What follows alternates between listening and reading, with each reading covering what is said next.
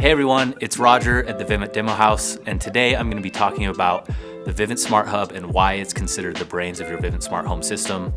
Let's get started.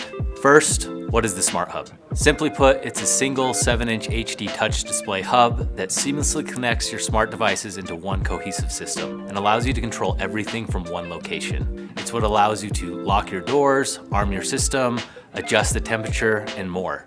And when we say Vivint provides peace of mind, we mean it. Built into your Smart Hub is LTE cellular connectivity and a backup battery.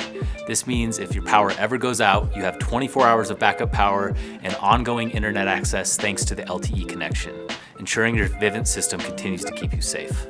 Why else will you love the Vivint Smart Hub? Well, it can connect to third-party devices such as the Nest Learning Thermostat and Philips Hue light bulbs.